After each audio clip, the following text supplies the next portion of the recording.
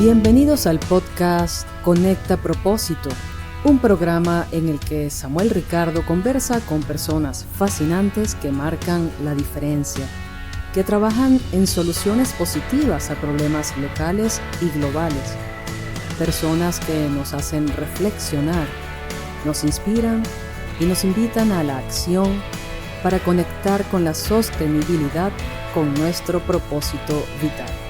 Únete a nuestro anfitrión mientras nos sumergimos profundamente en el mundo de los agentes de cambio.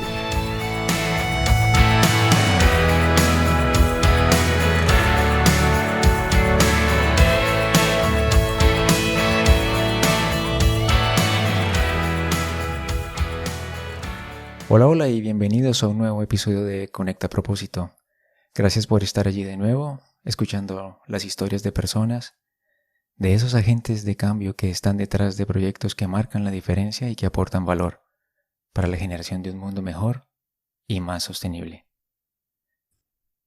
Seguimos caminando en esta segunda temporada, conectando con más propósitos, y en este 16º episodio tengo la gran oportunidad de contar con la presencia de alguien muy especial. Una persona que lleva trabajando desde hace ya varios años en un tema que a todos debería llamarnos la atención y al cual deberíamos prestar todo nuestro interés.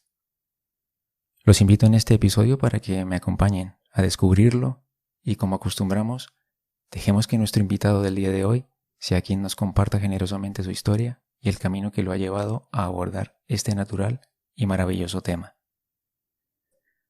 Hoy nos conectamos con el propósito de Javier Carrera, fundador de la Red de Guardianes de Semillas. Comenzamos. Bueno, Javier, muchas gracias por estar aquí y aceptar la invitación para este nuevo episodio de Conecta Propósito. Muchas gracias, Samuel. Es un gusto estar aquí y con todos los oyentes. Javier, para comenzar, cuéntame desde qué lugar del mundo te estás conectando para realizar este podcast. Bueno, yo estoy ubicado en Tumbaco, que es un pequeño pueblo a unos 45 minutos de la ciudad de Quito, capital del Ecuador, en la Sierra Ecuatoriana, a 2.400 metros de altura. Pero por lo que veo es un clima relativamente cálido. ¿O es Es templado, sí. Vamos a lo largo del año de los 10 a los 25 grados aproximadamente, siendo lo más frío en la noche, ¿no? Durante el día nunca hace menos de unos 15, 17 grados centígrados. Estupendo. Javier, y bueno, para los que no te conocen ni saben quién eres, ¿por qué no nos cuentas un poco de ti? ¿Quién es ese Javier Carreras y a qué te dedicas? Sí, pues eso también quisiera saber yo, y en realidad. Bueno, yo nací acá en el Ecuador, he vivido en el sector periurbano, o sea, en el campo, pero cerca de la ciudad toda mi vida. Y hace 20 años exactamente empecé esta organización que es la Red de Guardianes de Semillas. Yo soy permacultor, llevo 25 años practicando y estudiando la permacultura y me interesa mucho el tema de la alimentación desde todos sus aspectos, la historia de la alimentación, los sistemas de producción de alimentos, por eso me metí en permacultura, y también la parte del uso y otros aspectos sociales, políticos, económicos del tema alimentario. Entonces yo trabajo en lo que he denominado sistemas regenerativos de vida y en mi caso con énfasis en los sistemas alimentarios. Entiendo. Javier, cuéntame un poco, ¿en qué consiste esta red de Guardianes de Semillas? Bueno, a mí me gusta decir que la Red de Guardianes de Semillas es una leyenda rural, así es como existen leyendas urbanas, también existen leyendas rurales, porque no es una organización formal que exista jurídicamente, es un conjunto de personas, una plataforma colectiva que reúne a familias en este momento en 17 de las 22 provincias del Ecuador, familias que han tomado la decisión y el riesgo de hacer cambios profundos en su vida. Estos son lo que llamamos modelos regenerativos de vida, porque no se trata solo de la parte agrícola o solo de las semillas, sino que es lo que cada familia le toca hacer en sus territorios para conseguir una forma de vida que sea próspera, confortable, con lo que hay localmente y en todos los aspectos, ¿no es cierto? Desde cuestiones de agricultura hasta saneamiento, educación, economía, tejido social, todo. Entonces lo vemos como un conjunto holístico a estas prácticas.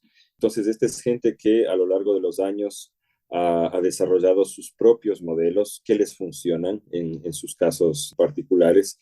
Para nosotros eso tiene enorme ventaja porque significa que estos sistemas son probados en condiciones reales, ¿no es cierto? Y si funcionan es porque han dado con la respuesta correcta.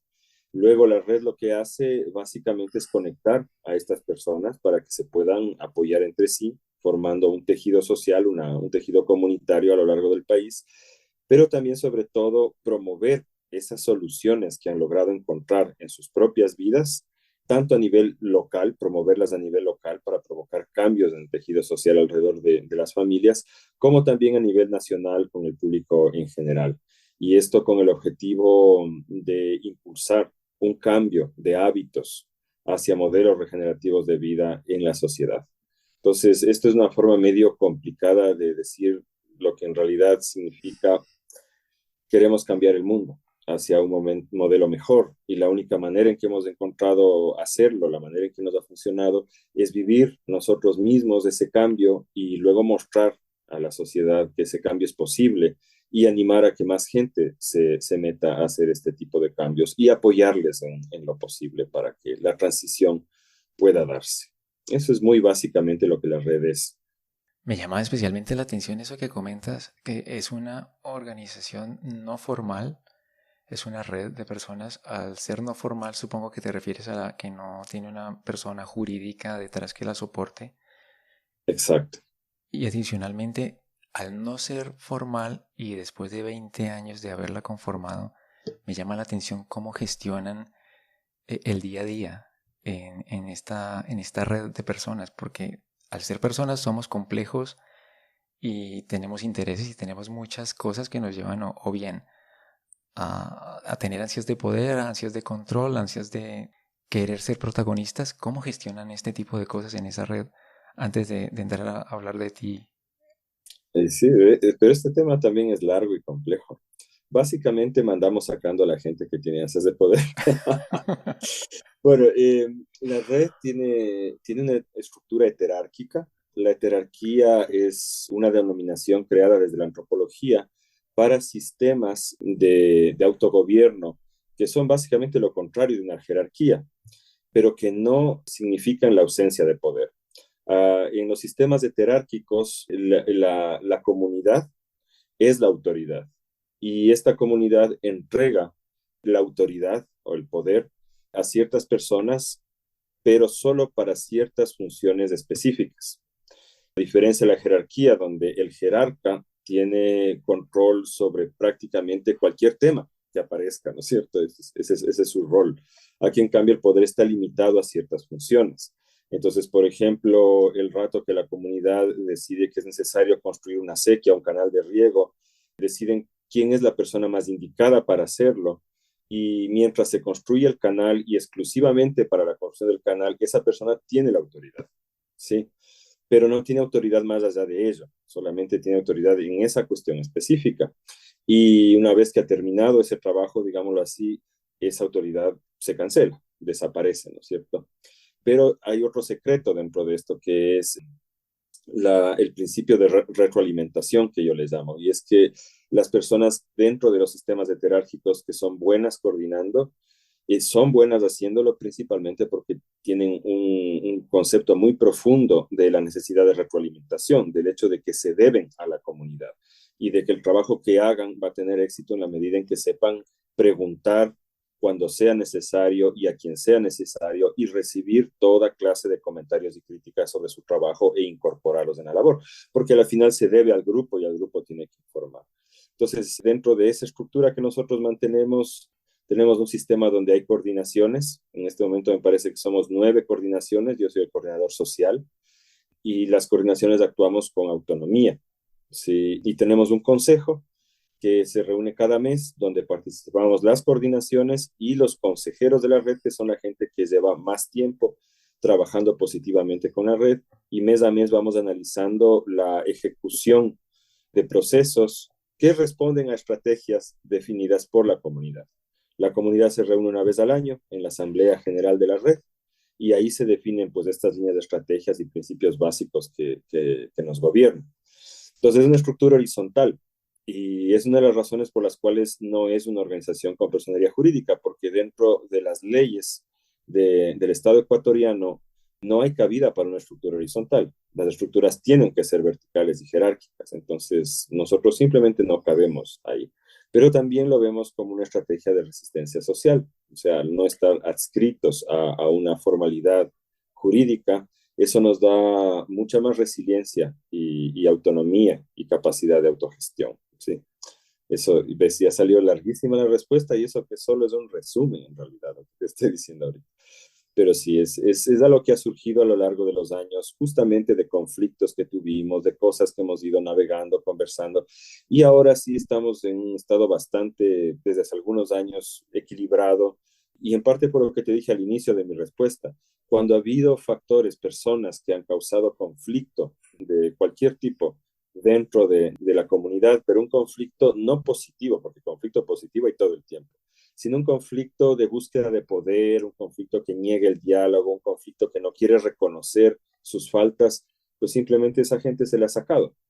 Entonces, sí, es nuestro concepto de cómo manejarnos como comunidad. Pues muy interesante, Javier, y me comentas que están en 17 provincias en el Ecuador, llevas más de 20 años, 9 coordinaciones. ¿Cuántas personas acompañan este caminar? Eso no sabemos en realidad. Hace muchos años, yo creo que fue en el 2007, algo así, hubo una alarma porque aparentemente el Estado pensaba regular la producción de semillas de una manera que hubiera vuelto ilegal nuestra labor.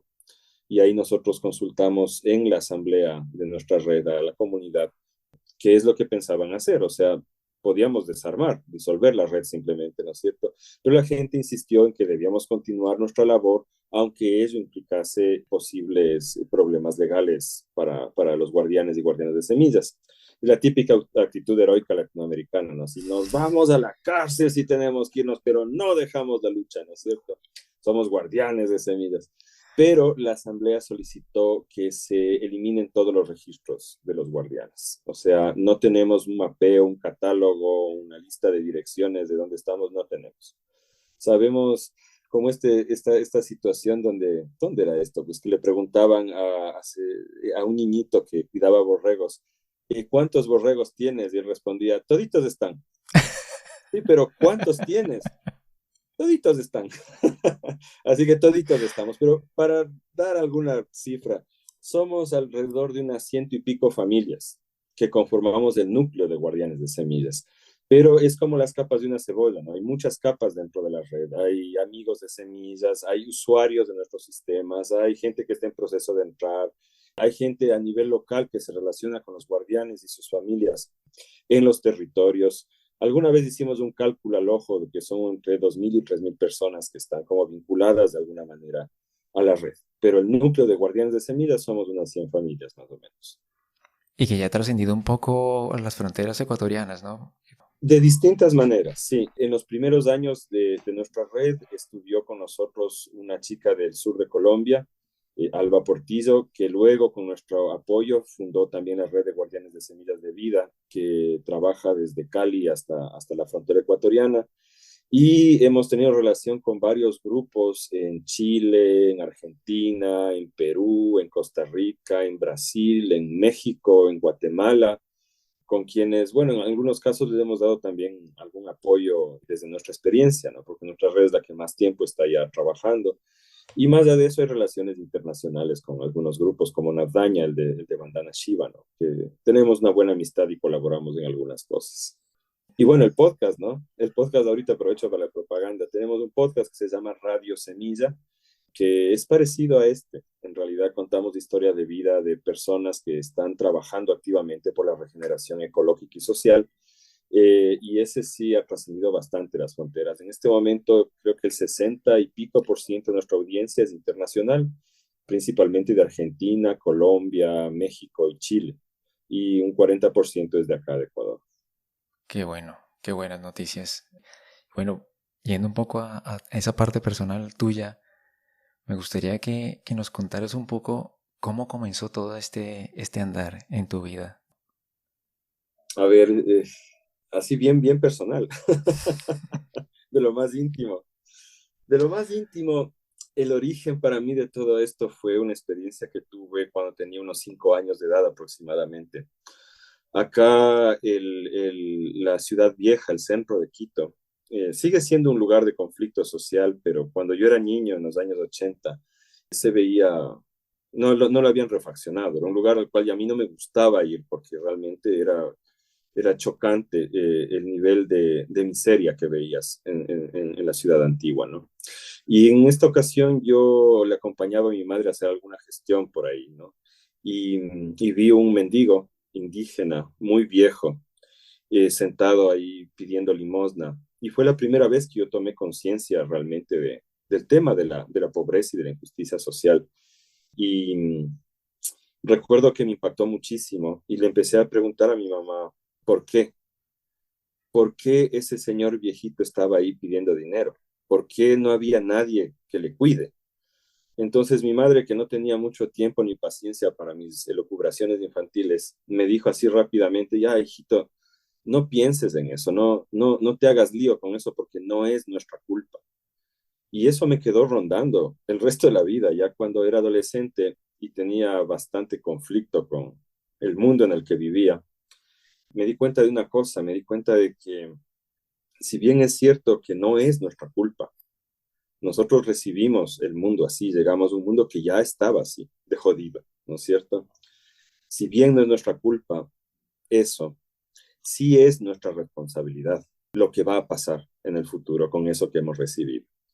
Entonces, ya, yo tengo también mis conflictos personales como todo el mundo, pero creo que en mi cabeza yo mezclé un poquito en la adolescencia mis conflictos personales con los conflictos que había alrededor del mundo y me volví muy sensible, tanto al daño ecológico que hemos hecho como a la difícil situación social que vivimos desde tiempos inmemoriales, ¿no?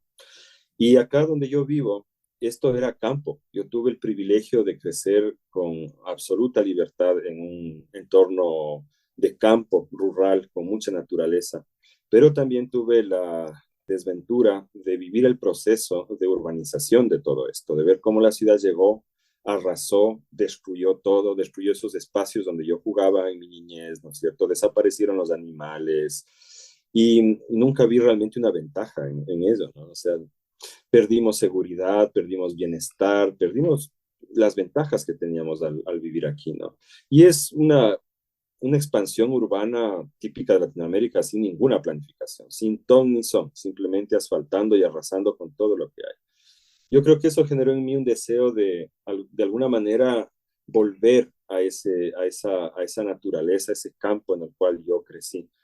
Hasta los 22, me parece, años o 23 años, estuve más viviendo desde la adolescencia toda esta cuestión atractiva urbana, ¿no? Ese interés por esa vida bohemia, por conocer gente, por estar en la ciudad, pero a raíz de una ruptura que tuve a esa edad, era por cierto periodista, yo decidí que no quería seguir más cerca de la ciudad, lo que quería irme lo más lejos posible.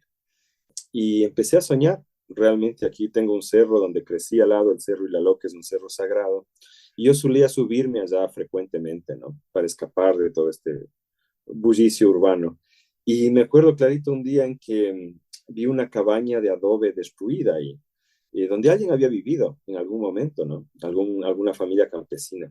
Y empecé a soñar con reconstruir esa cabaña y irme a vivir ahí o en algún lugar parecido, quizá más lejos de la ciudad todavía. Y ese día empecé a darle vueltas y vueltas y vueltas a la idea y me di cuenta que si quería hacer algo así, y pensaba también no solo, ¿no? Sino también llevar gente que igual que yo quisiera escapar de toda esta vorágine. Si quería hacerlo, lo primero que tenía que hacer es aprender a cultivar para poder producir mi propio alimento. Y después me imaginé que vendrían un montón de cosas más, de cuestiones de energía, de saneamiento, de tal. Entonces yo bajé ese día del cerro decidido a emprender ese camino, a buscar la forma. Y encontré una persona que algo me enseñó de agricultura orgánica y que me conectó con otra persona, un australiano, que él en cambio era permacultor. Y me pasó lo que llamamos en permacultura la Biblia, que es el manual de diseño de permacultura de Bill Mollison. Y claro, fue una sorpresa ver ahí que de las cosas que yo me estaba imaginando que podían hacerse, ya estaban. O sea, ya había gente que lo había trabajado, y coincidencialmente desde el año en que yo nací, ¿no es cierto? En esa época fue que Bill Mollison empezó a trabajar. Entonces decidí volverme permacultor. Y el punto clave que lleva más hacia la red fue a los pocos meses de yo estar haciendo esto y ya con mi primera compostera funcionando y mi cama de lombrices funcionando, recibí una petición de apoyo de una comunidad muy pobre en el mismo cerro que te decía, en el Ilalón. Eso fue muy simbólico. Me pidieron que vaya a dar un taller de lombricultura y yo nunca en mi vida había hablado así en un taller ni nada. Fue una experiencia muy difícil para mí. Me trabé, sudé, etcétera. Y al terminar me prometí nunca más en mi vida hacer una cosa de esas. Me pareció horroroso, así como, no, yo soy una persona tímida en realidad, reservada, yo no quiero saber de eso, tal, me fui de ahí. Pero 2 semanas después me llamaron de la comunidad y cuando fui, varias familias ya habían implementado sus camitas de lombrices y la de la escuela estaba ya implementada también. Y en la escuelita, que es donde yo di el taller, querían ahora saber cómo hacer las camas de cultivo para empezar a sembrar. Eso, ese momento tan sencillo, fue el que me cambió a mí realmente la vida. Porque ahí me di cuenta de que lo que yo tenía, de que el sufrimiento que cargaba era un sufrimiento de impotencia, de ver cómo el mundo se derrumbaba a mi alrededor, de ver cómo estos grupos de poder gigantescos aplastaban a la gente, urbanizaban todo, explotaban todo, ¿no es cierto? Y sentir que uno es demasiado pequeño como para responder ante una cosa de esa dimensión, ¿no es cierto? Por eso quería huir, quería irme a la punta del cerro, como decimos aquí. Pero en ese momento, viendo ese brillo especial en los ojos de esa gente, esa esperanza, eso era ese brillo, era esperanza simplemente. Me di cuenta de que ahí había una herramienta para luchar contra ese poder. Y que la lucha no era una lucha violenta de irle a tirar piedras al poder simplemente, sino que la lucha podía ser esta lucha constructiva, una revolución que pueda ser llevada a cabo por abuelitas y sus nietos, una revolución de paz y que significaba además autonomía. Esa era la cuestión revolucionaria, autonomía, la capacidad de ser libres, la capacidad material de lograr más libertad en un sistema que nos ha ido esclavizando cada vez más. Entonces, como resultado de eso, nunca me fui a vivir a la punta del cerro, siempre me quedé en este espacio al borde de la ciudad, facilitando, creando puentes entre el campo y la ciudad. He practicado permacultura en varios países y en todas las regiones del Ecuador, pero nunca he llegado a tener mi propia granja. Tuve por muchos años una huerta, sí, pero no cumplí mi sueño de tener la finca, como les llamamos acá, ¿no? Porque me quedé cumpliendo esta labor, haciendo permacultura social y eventualmente creando la red de guardianes de semillas, ¿no? Que era otro sueño, no sé si quieres que te lo cuente ahorita. Por favor, sí, allá iba la Hacia siguiente. allá iba la cuestión. Bueno, la cuestión es que mi primer trabajo ya como permacultor en el año 99 y 2000, durante 2 años, fue en la Amazonía ecuatoriana. Trabajé para una ONG importante, una organización no gubernamental de apoyo acá en el Ecuador, que era de conservación en principio, pero que quería hacer trabajos también de producción para mostrar a la gente en las zonas de influencia de los parques nacionales que se podía practicar otro modelo productivo que no fuera tan destructivo como el ambiente. Entonces, para eso fui contratado. Me pagaban bien poquito y trabajaba muy duro ahí. Y la Amazonía es la frontera total. O sea, la Amazonía es un lugar donde no te puedes morir de frío, pero de todas las otras maneras posibles te puedes morir muy fácil. Vives con la vida así en el puño todo el tiempo. Fue una experiencia maravillosa y aprendí muchísimo la gente ahí. Fue mi universidad. Esos 2 años fueron mi universidad realmente de permacultura, trabajando con la gente. Y ahí me di cuenta de una cosa importante y es que cuando tanto el Estado como las ONGs o cualquiera que trata de intervenir en territorio, cuando quieren ayudar, llegan ya con el plan y el dinero y la gente contratada. Y a la gente local no le queda más que aceptar. Por lo menos se han de ganar una mochila de fumigación o alguna cosita, ¿no? Entonces aceptan y cumplen en alguna medida lo que se comprometen a hacer, pero no es un proceso que lleve realmente una transformación social en la gente. Y es porque es un modelo de desarrollo exógeno, o sea que viene de fuera, todo. Alguien decide lo que ellos necesitan en lugar de realmente preguntarles o dejarles conducir el proceso. Entonces, esos 2 años, al mismo tiempo que fueron una gran experiencia, también fueron una gran decepción, no solo respecto a lo que hacen las ONGs a veces, sino en general hacia el modelo de desarrollo que tenemos, donde el campo siempre es la última rueda del coche y nunca sale de ahí, ¿no es cierto?, sino que viene de fuera las decisiones. Cuando terminé ese proceso, tenía ya una idea muy clara de que lo que se necesitaba era una organización que se dedicara al desarrollo endógeno, es decir, que venga de dentro, del territorio, donde los protagonistas y las protagonistas, porque ese es otro aspecto, ¿no? Siempre se negaba la labor de las mujeres y cuando hacían reuniones así para tomar decisiones con los grupos campesinos, siempre era con los hombres.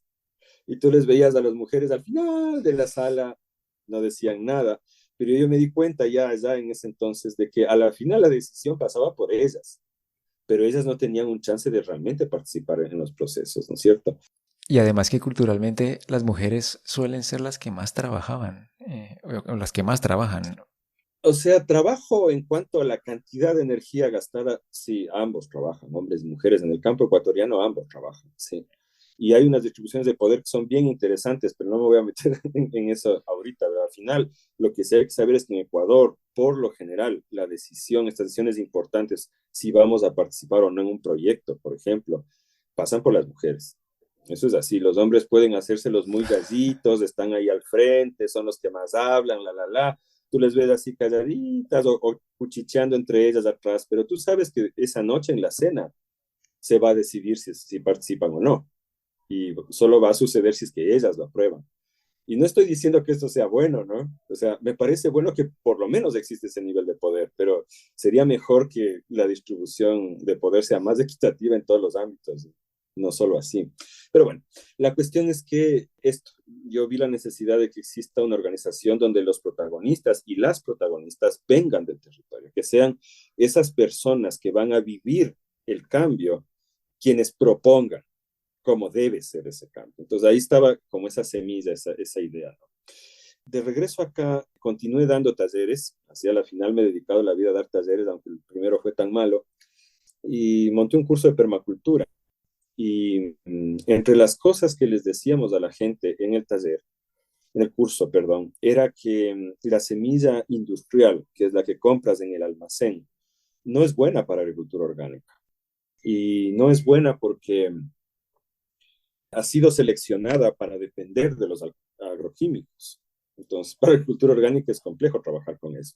Y los estudiantes nos preguntaban, ¿y entonces dónde conseguimos buena semilla? Y ya, yo y el otro profesor nos quedamos ahí mudos, pues porque no había dónde conseguir semilla. Entonces, ese es otro tema. Yo quería, de hecho, soñaba con generar varios movimientos en distintos temas, bioconstrucción, permacultura, pero me di cuenta que el primero tenía que ser el de semillas. Por este tema de que había que dar respuesta a la gente, lo primero que necesita para poder cultivar es tener buena semilla. Y no había de dónde sacarla. Entonces, empecemos por ahí. Además, sí hubo un poco de intuición ahí de que el tema de las semillas iba a llamar la atención. La cosa es que me puse a escribir propuestas de proyectos, golpeé puertas de ONGs, de varias, a nadie le interesaba el tema en ese entonces, no teníamos personería jurídica, no había nada realmente, era solo un chico ahí joven con una idea de hacer un banco de semillas y nada más. Entonces, decepcionado de eso, me fui a trabajar de ilegal en Europa durante unos meses para reunir plata.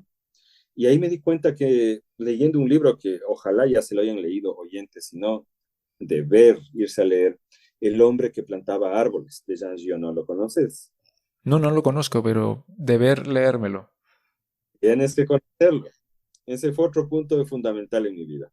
El protagonista, el César Bouffier, de ese libro, no pidió permiso para ponerse a plantar árboles, tampoco escribió propuestas de proyectos, tampoco fue a golpear puertas de gobiernos o de empresas o de nadie, simplemente se puso a plantar árboles y el efecto que consiguió fue algo gigantesco.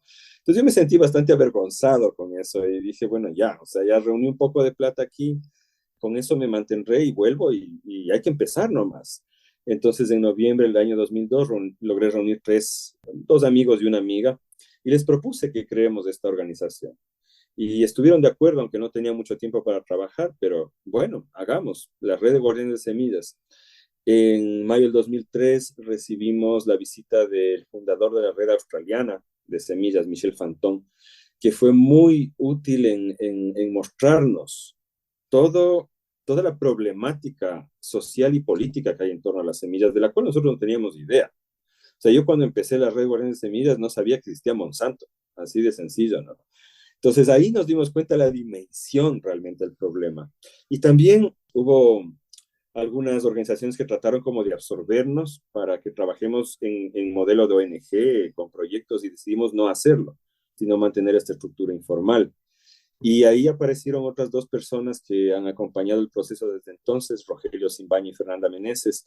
Y los tres, básicamente, lo que hicimos fue ponernos a recorrer el Ecuador de arriba abajo, a menudo gastando nuestra propia plata, que no sé de dónde sacábamos realmente. No, creo que teníamos sueldos así de $100 al mes, alguna pendejada así. Y íbamos a donde nos llamaban, en bus, en camioneta, en lomo de mula, en lo que sea. Y nos llamaban mucho de comunidades indígenas sobre todo. Y nuestra labor, chistoso, porque más lo que hacíamos, yo le digo, es ser porristas de las semillas. Llegábamos a darle ánimo a la gente, a que recuerden sus semillas, a que piensen quién puede todavía tener, a que empiecen como a armar sus bancos de semillas, su producción de semillas y tal. Así empezó la labor. Y lo otro que fue fundamental fue desde el año 2003 empezamos a hacer encuentros. Entonces son encuentros nacionales, que ahora son la Asamblea Nacional de la Red cada año. Y en este lugar, a estos encuentros, llegaba gente que eran los locos del pueblo, eran la gente a la cual nadie les hacía caso y se pasaban tratando de hablar de agroecología, de agricultura orgánica, y nadie les paraba bola. Entonces sentían muy solos, muy solas en sus lugares. Y cuando llegaban al encuentro de la red era donde encontraban finalmente su comunidad, otros locos, disparatados, que pensaban de manera similar. Entonces empezó a fluir una energía potentísima en torno a esto. Y poco a poco otros temas fueron entrando. Y yo me di cuenta el día en que uno de los guardianes llegó hasta la Amazonía desde la costa, desde el litoral, viajando. Bueno, en Ecuador es un montón, el tipo viajó más de 20 horas y eso para nosotros es un montón de tiempo, ¿no? Se atravesó el país a lo ancho. Y cuando llegó ya estábamos en la fogata, y era la noche del primer día, y no quiso ni siquiera ir a su habitación a dejar su mochila, sino que tiró la mochila al lado de la fogata y se sentó y nos dijo, me inventé una bicicleta para hacer electricidad. Y todo el mundo era fascinado, así como, ¿cómo? ¿Cómo es eso? Así, y ahí estuve 2 meses con un amigo mecánico bregando y ahora siempre se va la luz en mi casa, pero cuando se va la luz, pedaleamos yo y mis dos hijos mayores 5 minutos cada uno y ya tenemos 2 horas de luz. Entonces, ahí yo me di cuenta que estamos, ya no era semillas solamente. Entonces, ya para el año 2007, 2006, no recuerdo, 2006 creo que fue, tuvimos toda una discusión respecto a si cambiarnos de nombre. Mm, a la final, yo ya vi que no iba a haber necesidad de crear otros movimientos, porque en este movimiento ya estaba sucediendo todo lo que yo había pensado que podía suceder. Bioconstrucción, salud preventiva, alimentación, todo ya estaba ahí. Pero ahí fue que decidimos seguir llamándonos Red de Guardianes de Semillas. Primero porque era un nombre que ya había ganado un cierto reconocimiento y sería difícil volver desde cero, ¿no? Y segundo porque las semillas pegan, como decimos aquí, las semillas pegan mucho. Basta con que digas, ¿no? Soy un guardián de semillas. Yo creo que es porque a la final la semilla es lo que regenera la vida. Y cuando oímos semillas no pensamos solamente en porotos, ¿no? Y en lechugas. Pensamos también en nosotros mismos y en nuestros hijos y en la regeneración de la vida en general. Por eso es un nombre tan potente. Y entonces nos seguimos llamando así, aunque a veces es un poco confuso y tenemos que explicar a la gente que no hacemos solo semillas, sino que hacemos de todo. pero las semillas siguen siendo un aspecto esencial. Estamos preservando más de 3.000 variedades de semillas dentro de la red y continuamente es el tema que más nos guía. Si ves el chat, porque obvio tenemos chat de WhatsApp, ¿no es cierto? Y es súper activo nuestro chat. Mucho de lo que se discute ahí es justamente sobre semillas. Encontré esta planta, ¿qué será? ¿Cómo se procesa esta semilla? ¿Cómo se come esta cosa? Sigue siendo nuestro tema central, pero sí se ha ampliado prácticamente a todo lo que tiene que ver con las necesidades que puede experimentar una familia que trata de reinsertarse en el medio rural. Y también ahora mucho trabajamos en la ciudad. Hacemos una breve pausa y los invito a cerrar los ojos, respirar profundo y conectar con su propósito. En Conecta Propósito, un minuto de paz.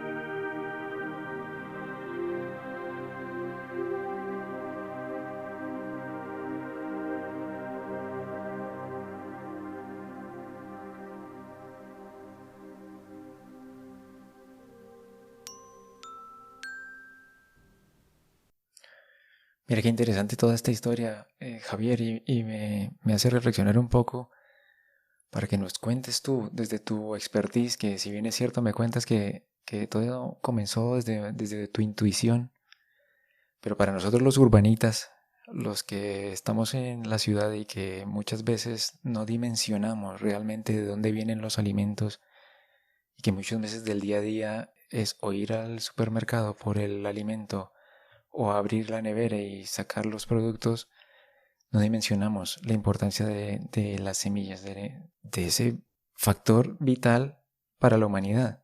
Y me gustaría que compartieras por qué es esencial e importante las semillas.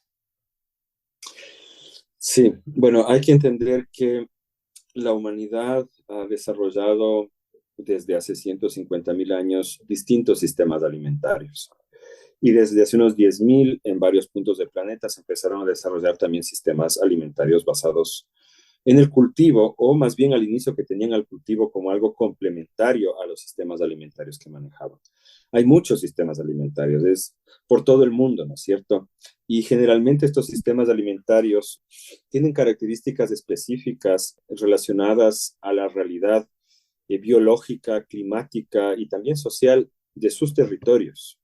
Es decir, no se cultiva cualquier cosa porque sí, sino que hay una búsqueda de eficiencia en lo que se cultiva.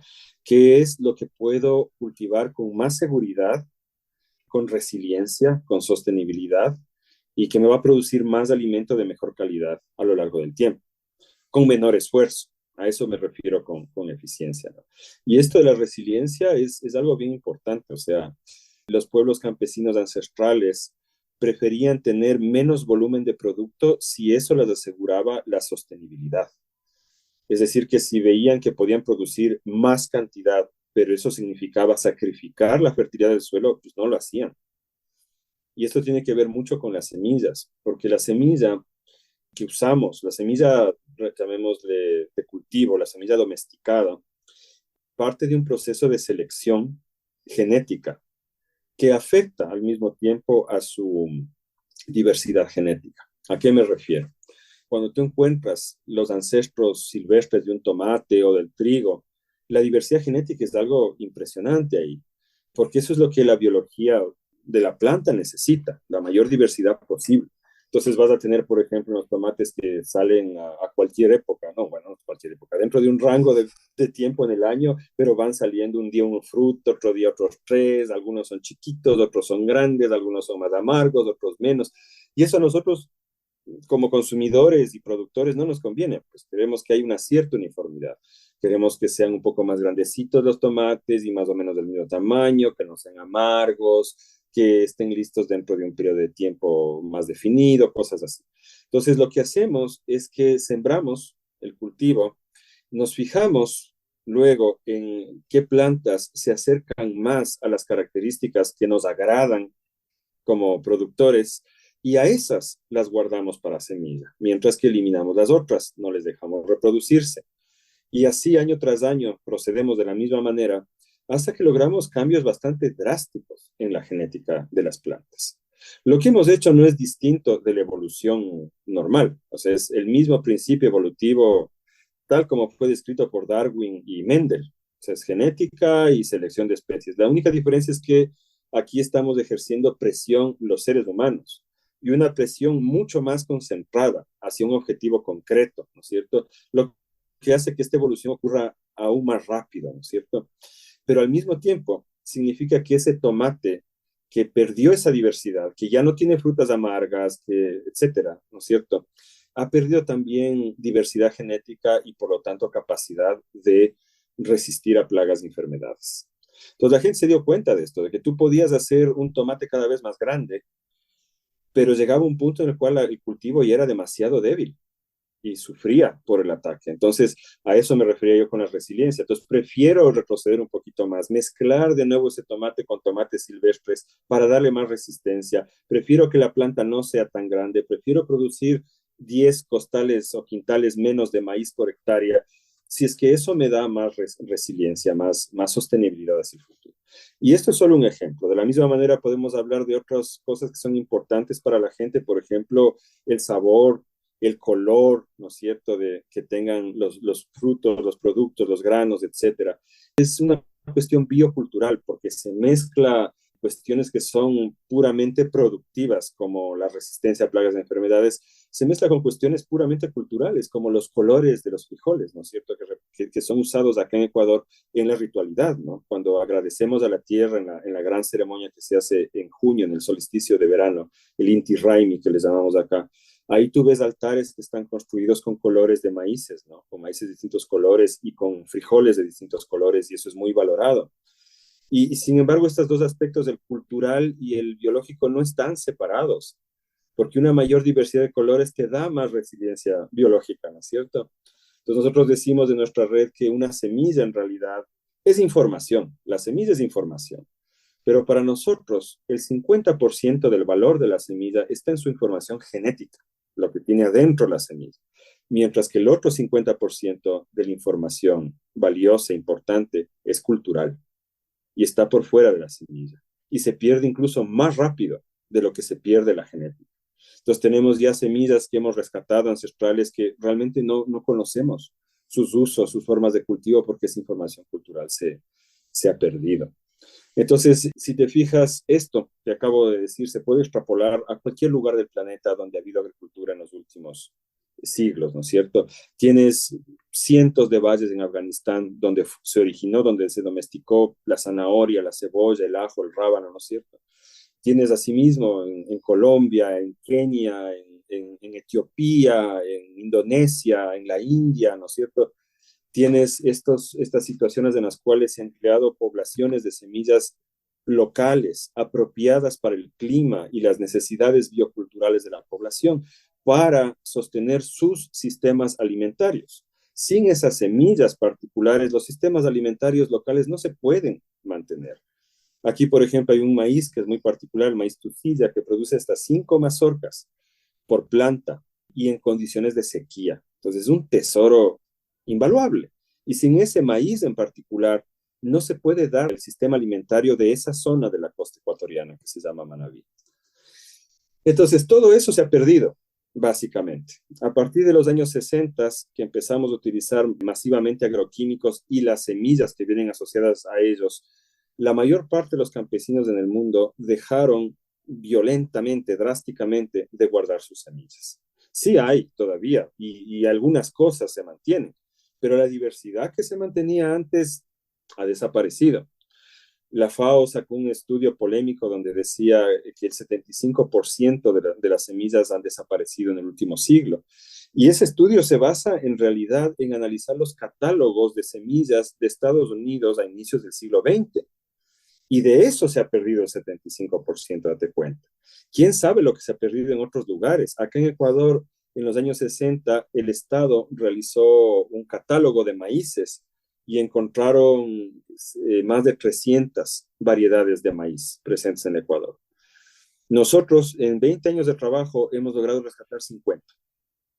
Quiere decir que 250 variedades en solo 60 años desaparecieron. Y para quienes comprendemos el tema y el riesgo que implica, es una cuestión dramática al extremo. ¿Por qué digo el riesgo que esto implica? Porque ahorita nos hemos acostumbrado a un sistema alimentario globalizado, único, que depende totalmente del petróleo, de los combustibles fósiles, no solo para mover el tractor, sino también para transporte, para los agroquímicos, ¿no es cierto? Los combustibles fósiles son materia prima de los agroquímicos, etcétera. Pero que además este sistema alimentario destruye los medios de los cuales depende. El suelo, el agua, ¿no es cierto? Los ecosistemas aledaños son destruidos por la agricultura industrial. Eso no hay la menor duda, simplemente se destruyen. Entonces eso significa que no son sostenibles y al no ser sostenibles significa que tarde o temprano van a desaparecer, ya sea en una desaparición paulatina siendo reemplazados por sistemas agroecológicos más eficientes o en un colapso, que es lo peor que podría pasar, en un colapso general que provocaría un nivel de hambre que yo me espeluzno cuando me pongo a pensar en eso realmente.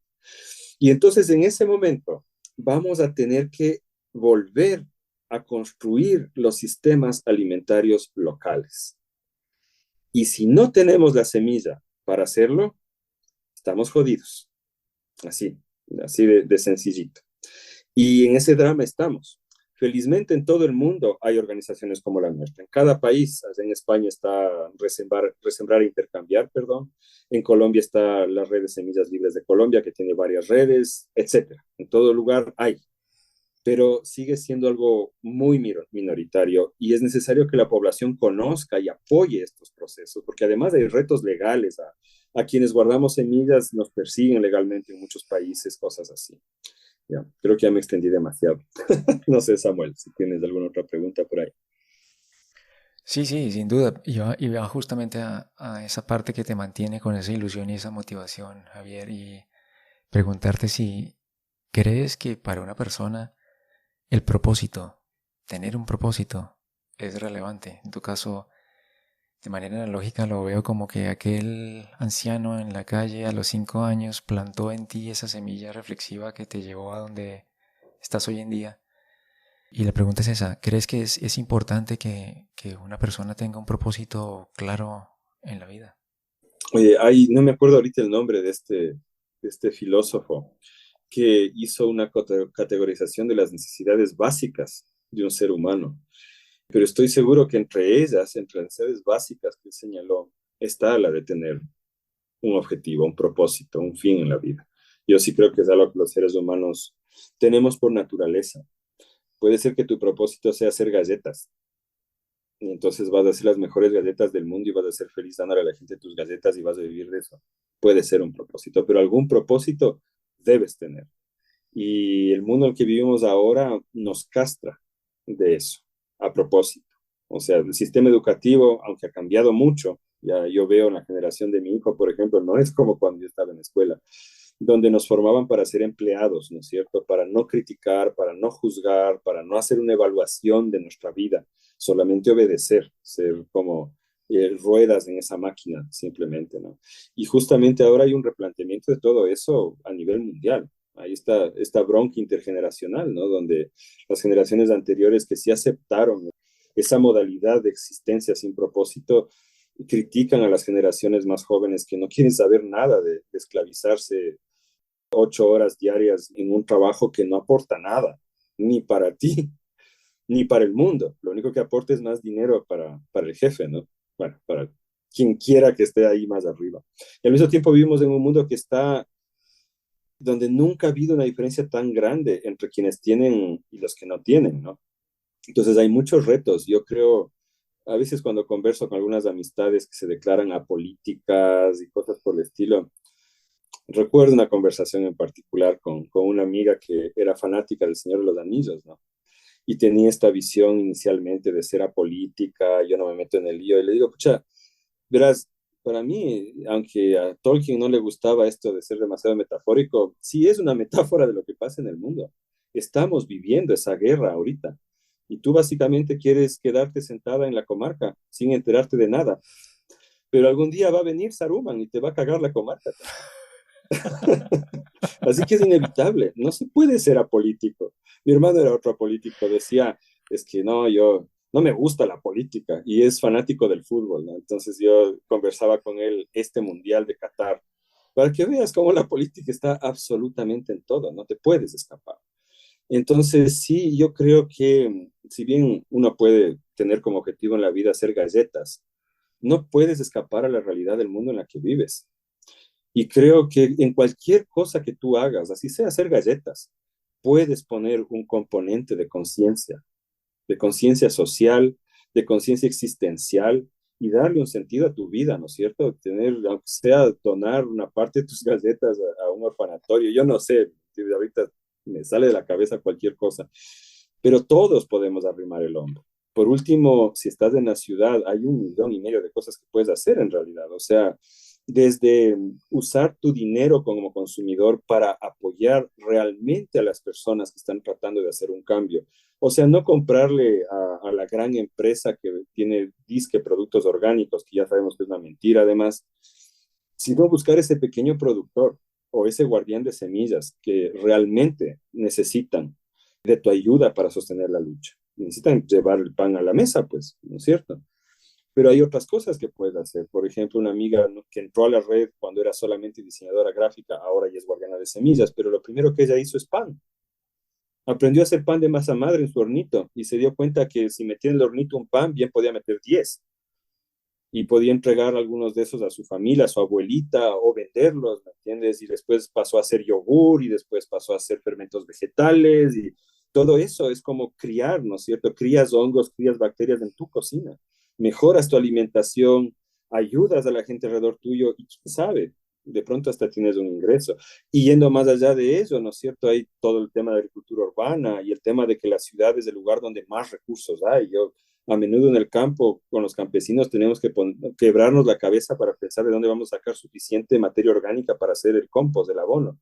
Cuando en la ciudad se bota por millones de toneladas todos los días justo esa materia. Entonces, quien diga que no hay recursos para hacer agricultura en la ciudad está muy equivocado. Y hay gente por montones que te puede ayudar, hay un componente social importante.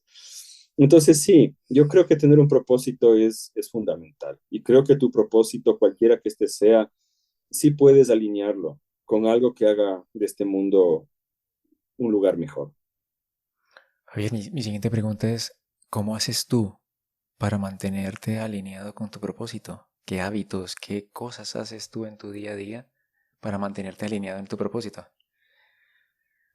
Bueno, no sé, va a sonar un poco pedante esto, pero mis últimos años más bien los he dedicado a tratar de hacer algo por mí, honestamente. Porque en estos 20 años yo sí me he entregado mucho a mi labor.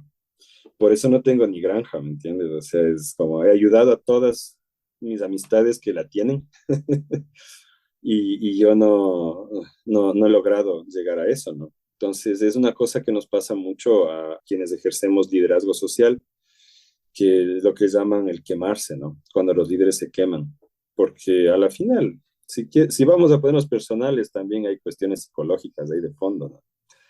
Entonces sí, yo estoy en un proceso un poco de sanación personal ahora y no he perdido la gana en realidad. Lo que a mí me mantiene, digamos, espiritualmente y psicológicamente también, es saber que estoy haciendo una buena labor y que mi tiempo en este mundo es útil y le está sirviendo a mucha gente. Eso a mí me da una base de satisfacción. No necesito en realidad ser pedante con ello, simplemente es. Y he hecho lo que he podido y ha sido lo que he podido hacer. Y ha sido bastante dentro de cierto punto de vista. Pero el otro aspecto de esto, para no quemarse, es que esta lucha que se lleva a cabo, cualquier lucha que lleves a cabo, debe darte también un bienestar a ti. Del lado material, por ejemplo, yo veo que las personas que estamos involucradas en nuestra red tenemos un montón de necesidades satisfechas que otra gente, incluso con mucho dinero, no llega a tenerlas. ¿Sí? Y al mismo tiempo gastamos menos dinero de lo que normalmente se gasta en el Ecuador para lograr un nivel de vida aceptable, ¿no? Sí. Y eso se vio mucho durante la pandemia.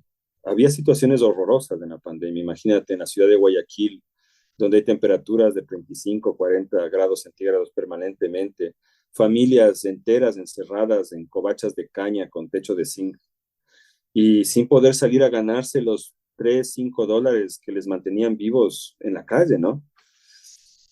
Pero yo también pensaba que incluso teniendo dinero, acá en las partes peluconas, como decimos acá, gomelas de la ciudad, había gente que estaba encerrada solita en su departamento de 200, de 500 metros cuadrados, ¿me entiendes? Sin poder salir, tratando de pensar cómo van a conseguir que el alimento les llegue, ¿no? A donde estaban y encerrados por meses ahí. Mientras que la gente en el campo, puchicas, fue impresionante. La gente en el campo se arremangó la camisa, cogió el asadón y se puso a cultivar. Y yo veía, ¿no? Porque yo vivo en barrios rurales, ¿no? Veía cómo las tardes jugaban voleibol, las mañanas ponían la gran olla de maíz a cocinar, estaba de nuevo la familia unida. Y eso tú, donde vayas en Ecuador, lo vas a oír y en Latinoamérica en general, ¿no? Fue muy bonito cómo las familias se unieron nuevamente y la gente recordó la importancia de la tierra. Pero dentro de eso, a los guardianes de semillas nos fue especialmente bien. El tejido social sólido, los niños jugando en los árboles, ¿me entiendes? Y jugando en vez de estar encerrados, el apoyo mutuo que generamos y la búsqueda de la gente por semillas, por alimentos, por servicios. Nuestros negocios marcharon de mil maravillas, comimos bien, pasamos bonito. Da pena decir esto, o sea, al mismo tiempo tengo un poco de vergüenza decir esto, en medio de tanto sufrimiento que hubo, pero para mí se demostró ahí que quienes hemos luchado por desconectarnos del sistema desde hace años, tenemos ya una capacidad de bienestar bastante desarrollada frente a una crisis como esta, o quizá peor inclusive. Y eso es algo que para nosotros es importante, porque si somos, ¿cómo te diría? Yo no diría que somos pesimistas, somos muy optimistas, pero sí creemos que la sociedad está colapsando, básicamente. Está colapsando y se va a poner peor cada vez.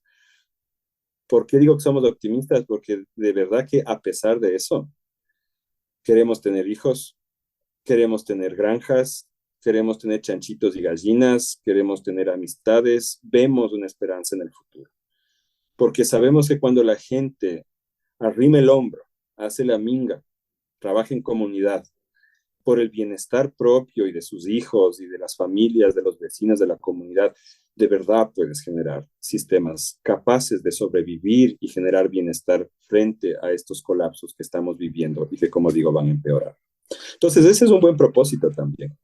Bueno, mira, mucho que reflexionar en todo este tiempo que llevamos hablando, Javier.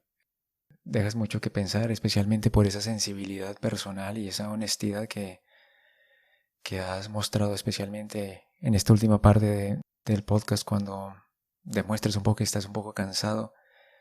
Y yo lo veo como esa parte análoga con la naturaleza. Tú lo mencionabas, que esa semilla hay que cuidarla, esa plantita hay que cuidarla, esa plantita para que sea una planta más robusta, más resiliente, como tú bien lo decías, hay que cuidarla. Y en este momento pienso que es lo que estás haciendo tú personalmente, cuidándote, siendo resiliente contigo mismo. Pienso que ese proceso en últimas que has vivido en estos últimos 20 años también te ha servido a ti para hacer ese autoproceso contigo, y gracias por esa generosidad honesta de compartir con la audiencia que no todo es color de rosa en estos caminares. Ah, no. No, y mira, disculpa, Samuel, pero si tú preguntas a cada una de estas ciento y pico familias que te decía, las historias de vida son tenaces. La gente tuvo que abandonar trabajos exitosos, carreras, vivir un montón de sacrificios, de esfuerzo y tal. Y sin embargo, no creo que ninguna de esas personas dudó ni por un instante, porque es lo correcto. Para nosotros es lo correcto. Antes de despedirnos, yo quisiera hacer una invitación a que nos sigan en redes sociales. En Facebook estamos en Guardianes de Semillas y en Instagram como Red Guardianes de Semillas.